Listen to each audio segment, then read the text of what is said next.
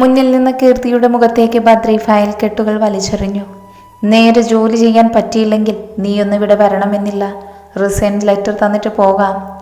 അപ്പോഴേക്കും അവളുടെ കണ്ണുകൾ നിറഞ്ഞിരുന്നു. അവൾ അവിടെ തന്നെ ഒന്നും മിണ്ടാതെ നിന്നു. ആരെ പ്രതീക്ഷിച്ച് നിൽക്കുവാ ഇനിയും നീ ഇവിടെ? പോയതൊക്കെ ശരിക്കും നേരെയാക്കി കൊണ്ടുവാ. അതും ഓഫീസ് ടൈം കഴിയും മുന്നേ തന്നെ. ഇല്ലെങ്കിൽ നാളെ തൊട്ട് ഇങ്ങോട്ട് വരണ്ട. നിലത്ത് വീണ ഫയലും എടുത്തൊന്നും മിണ്ടാതെ അവൾ ക്യാബിൻ്റെ പുറത്തേക്ക് വന്നു. പിന്നെ നേരെ വന്നു നിന്നത് പ്രണവിൻ്റെ ക്യാബിനിലേക്കായിരുന്നു.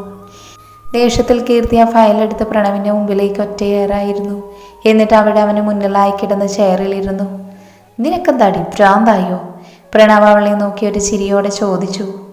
ഇക്കണക്കിന് പോയാലേ എനിക്കധികം വൈകാതെ തന്നെ ഭ്രാന്താവും.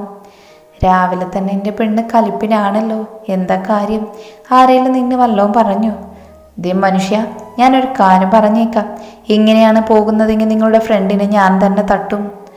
ഓ, അപ്പോൾ ഇന്നും അവൻ്റേതും കിട്ടിയല്ലേ? അതാണല്ലേ മോളിന്ന് കലിപ്പ്? അയാൾക്ക് ഭ്രാന്ത, അല്ലെങ്കിൽ പിന്നെ ഒരു ചെറിയൊരു മിസ്റ്റേക്ക് പറ്റിയെന്ന് ഇങ്ങനെ കിടന്നു തുള്ളുമോ? നിനക്കറിയില്ലേ അവനെ? അവനൊരു ചെറിയ മിസ്റ്റേക്ക് പോലും ഉണ്ടാവുന്നത് ഇഷ്ടമല്ല. എല്ലാം പെർഫെക്റ്റ് ആയിരിക്കണം.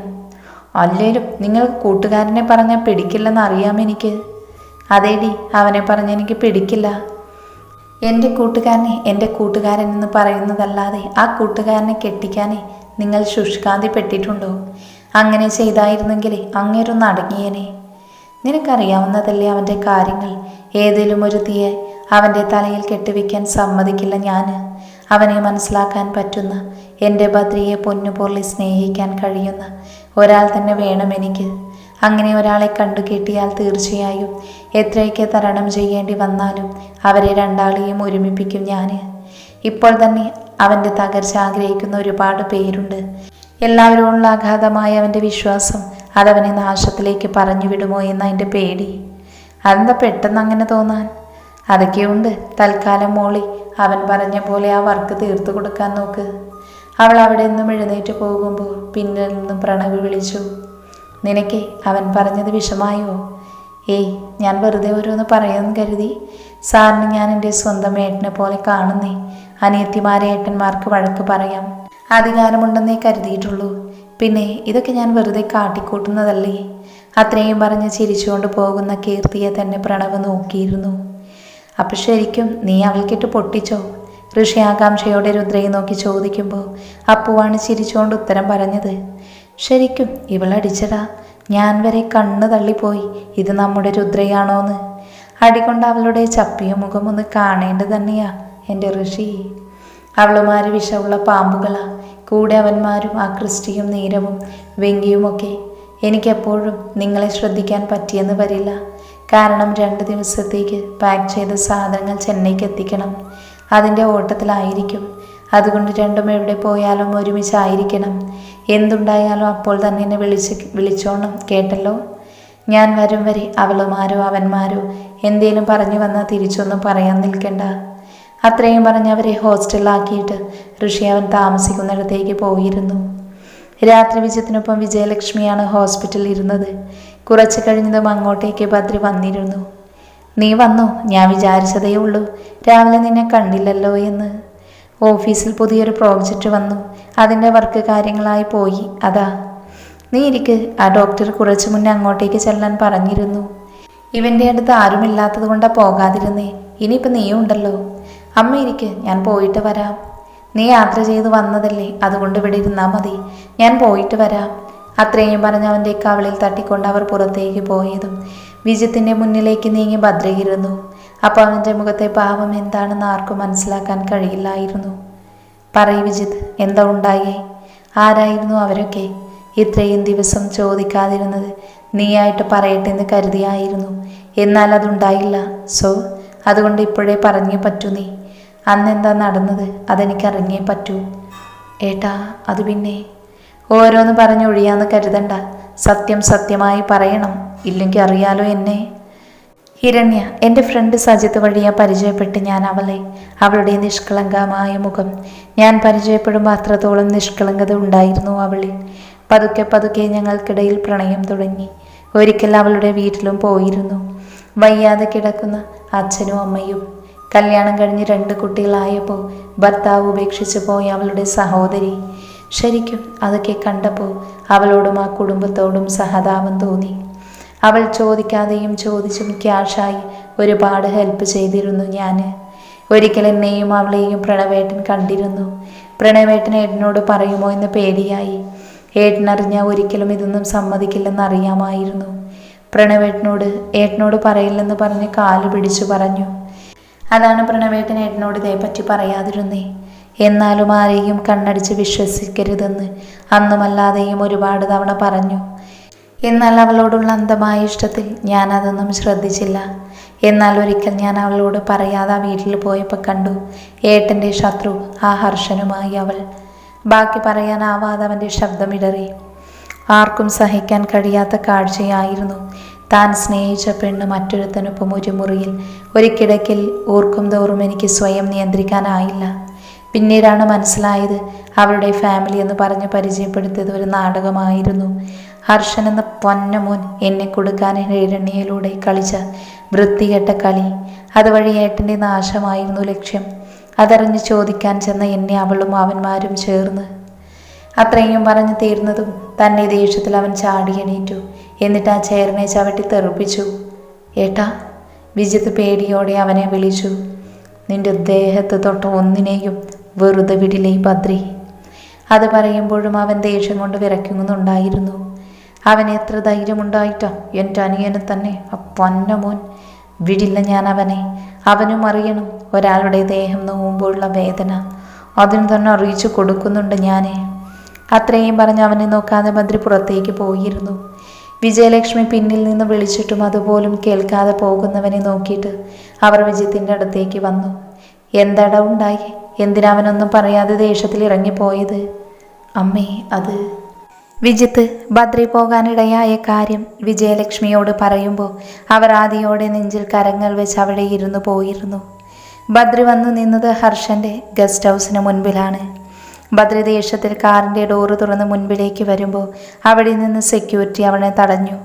ബദ്രി ഒരു നിമിഷം അയാളെ ഒന്ന് നോക്കിയ ശേഷം തിരികെ അവൻ്റെ കാറിൻ്റെ അടുത്ത് പോയി ഡോറ് തുറന്ന് അതിൽ നിന്നും കുറേ നോട്ട് കെട്ടുകളെടുത്ത് അയാൾക്ക് മുൻപിലേക്ക് നീട്ടി.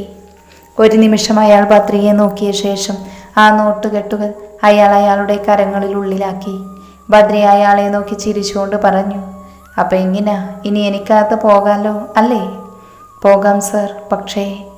ബദ്രി അയാളെ സംശയത്തോടെ നോക്കി. അകത്ത് ഹർഷൻ സാറ് മാത്രമല്ല ഉള്ളത്, വേറെ ആരാ പിന്നെ അവനിപ്പോൾ ഉള്ളത്? ബദ്രി സംശയത്തോടെ ചോദിച്ചു. ഹർഷൻ സാറ് എല്ലാ ഫ്രൈഡേ ദിവസവും ഇവിടെ വരും. അന്നെല്ലാം കൂടെ 2-3 പെൺപിള്ളേരും കാണും. ഇടയ്ക്ക് അവർക്കുള്ള ഫുഡും മറ്റും വാങ്ങി ഏൽപ്പിക്കാൻ വിളിക്കും. ഫുഡ് വാങ്ങി വന്നാലും അത് ഡോറിൻ്റെ പുറത്ത് വെച്ചിട്ട് പോകണം.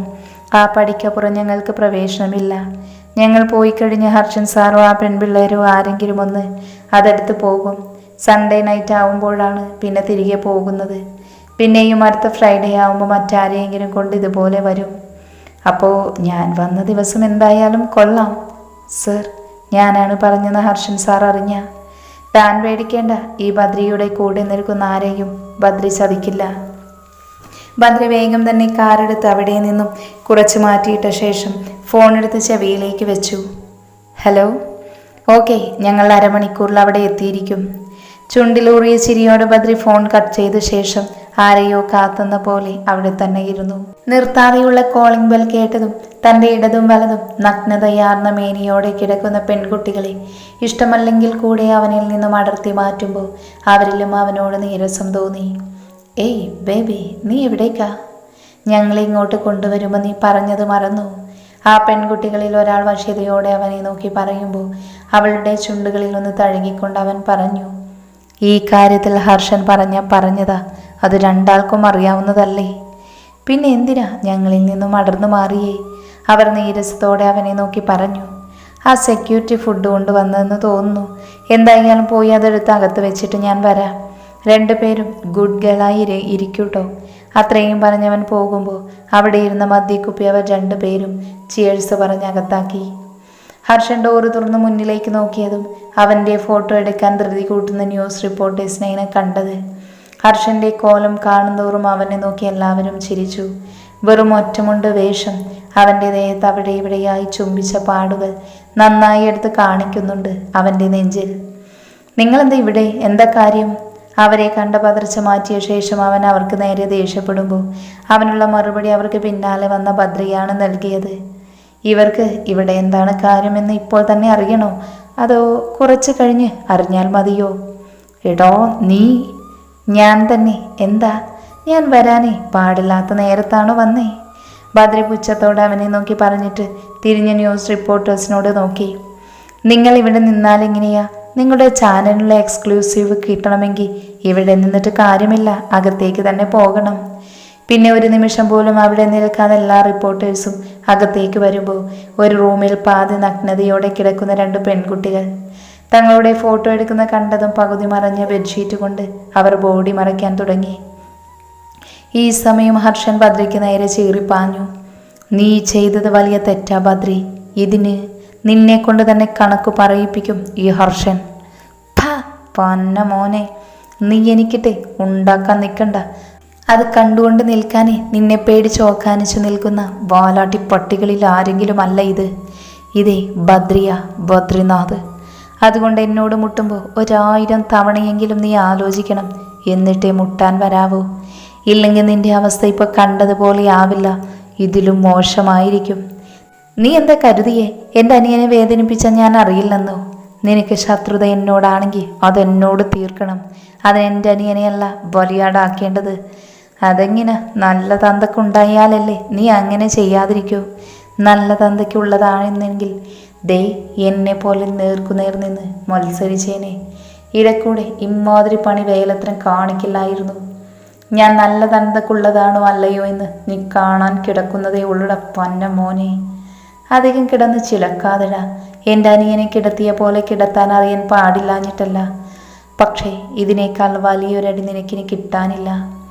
അത്രയും പറഞ്ഞ ഹർഷന്റെ കഴുത്തിന് കുത്തിപ്പിടിച്ച ആ പെൺകുട്ടികൾക്കിടയിലേക്കിട്ടു അവനെ ബദ്രി. എന്നിട്ട് റിപ്പോർട്ടേഴ്സിനെ നോക്കി. ഇനി എങ്ങനെ ഫോട്ടോ എടുക്കണമെന്നും നാളത്തെ ന്യൂസ് എങ്ങനെ ആയിരിക്കണമെന്നും ഞാൻ പ്രത്യേകിച്ച് പറഞ്ഞു തരേണ്ടതില്ലല്ലോ അല്ലേ? ബദ്രി അവരെ നോക്കി ചിരിച്ചുകൊണ്ട് ചോദിച്ചു. നോ സർ, ഇനിയുള്ളത് എങ്ങനെ വേണമെന്ന് സാർ പറയാതെ തന്നെ ഞങ്ങൾക്കറിയാം. അത് നന്നായി തന്നെ ഞങ്ങൾ ചെയ്തിരിക്കും. പിന്നെ ഒരു നിമിഷം അവിടെ നിൽക്കാതെ ബദ്രി പുറത്തേക്ക് പോകുമ്പോൾ ഹർഷനെയും ആ പെൺകുട്ടികളെയും കൊണ്ടുപോകാൻ പോലീസും എത്തിയിരുന്നു. അപ്പുവിനൊപ്പം രുദ്ര ഓട്ടോയിൽ ആ വലിയ ഓഡിറ്റോറിയത്തിൻ്റെ മുൻപിലായി വന്നു നിന്നു. രുദ്ര ചുറ്റും കണ്ണോടിച്ചു. പല വർണ്ണങ്ങളാലുള്ള ബൾബുകൾ കൊണ്ട് അവിടെ മനോഹരമായിരിക്കുന്നു. മൊത്തത്തിൽ അലങ്കരിച്ചിട്ടുണ്ട്. ഋഷിയുടെ ഫ്രണ്ട്സ് വഴി വല്ല മാരേജ്, ഫംഗ്ഷൻ, പാർട്ടി അങ്ങനെ എന്തെങ്കിലും ഉണ്ടെങ്കിൽ അത് സപ്ലയറായും മറ്റും ഋഷി പോയിരുന്നു. അവിടെ പെൺകുട്ടികളും ഉണ്ടെന്ന് കേട്ടതും അപ്പവും രുദ്രയും കൂടി. ഇങ്ങനെ കിട്ടുന്ന ക്യാഷ് അവളുടെ ചിലവിനെടുത്ത ശേഷം ഫാക്ടറിയിൽ നിന്ന് കിട്ടുന്ന ശമ്പളം അതുപോലെ തന്നെ നാട്ടിലേക്കും അയച്ചിരുന്നു. മിക്കവാറും പോകുമ്പോൾ പലരും സൗന്ദര്യത്തിൻ്റെ പേരും പറഞ്ഞ് അവരെ കളിയാക്കും. അപ്പോഴെല്ലാം ഋഷിയാണ് ചേർത്തു നിർത്തുന്നത്. ഇന്നവൻ കൂടെ ഇല്ലാത്തത് കൊണ്ട് രുദ്രയ്ക്ക് അകത്തേക്ക് കയറാൻ മടിയായിരുന്നു. ഫ്രണ്ടിൽ തന്നെ 2 സുന്ദരികളായ പെൺകുട്ടികളെ കണ്ടതും രുദ്ര അപ്പുവിനെ നോക്കി. ഞാൻ വരുന്നില്ല അപ്പു, എനിക്കെന്തോ. എന്തേ ഇപ്പം അങ്ങനെ തോന്നാൻ? പെട്ടെന്ന് രുദ്രയുടെ കണ്ണുകൾ പോകുന്നിടത്തേക്ക് അപ്പു നോക്കിയതും അപ്പു അവളെ കൂർപ്പിച്ചു നോക്കി. അവരെ കണ്ടിട്ടാണ് മോൾ അകത്ത് കയറാതെ നിൽക്കുന്നത് എങ്കിൽ ഇന്ന് മൊത്തം ഇവിടെ നിൽക്കേണ്ടി വരും. അവർ അവരുടെ ജോലിക്ക് വന്നു, നമ്മൾ നമ്മുടെ ജോലിക്കും.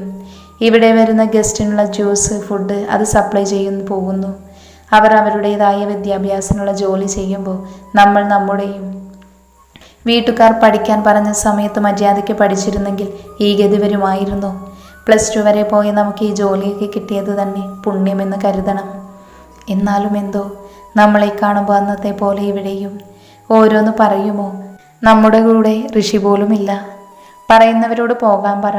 എടി പോത്തെ, അവളുമാരെ പുട്ടിയിട്ട സുന്ദരിയായേ നമ്മൾ കണ്ടോ? ഒരുങ്ങിയില്ലേലും സുന്ദരിയാ. അതുപോലെ നമ്മളും പുട്ടിയിട്ട് നിന്നാൽ അവളെയൊക്കെ കിണറ്റിലിടേണ്ടി വരും. പാവം അവളുമാരുടെ ശാപം നമുക്ക് വേണോ? നമ്മൾ സുന്ദരിയെന്ന് സ്വയമല്ല പറയേണ്ടത്, മറ്റുള്ളവർക്ക് കൂടെ തോന്നണം. മോൾ ഇവിടെ തന്നെ നിന്ന് താളം ചവിട്ടാതെ വന്നേ. ഇല്ലെങ്കിലേ ഇതിൻ്റെ മാനേജറെ കയ്യിൽ നിന്ന് വഴക്ക് കിട്ടുന്നത് പാവം നമ്മുടെ ഋഷിക്കായിരിക്കും. പിന്നെ അവളൊന്നും മിണ്ടാതെ അവർക്കൊപ്പം അകത്തേക്ക് വരുമ്പോൾ കണ്ടു അവരെ തന്നെ തുറിച്ചു നോക്കി നിൽക്കുന്ന ഗ്ലോറിയയെ. കൂടെ തന്നെ നിരഞ്ജനയും വെങ്കിയും നീരവും ഉണ്ടായിരുന്നു. വരുമ്പോൾ അപകടം ലോറി പിടിച്ച് വരുന്നല്ലോ. നീ അങ്ങോട്ട് നോക്കിയേ.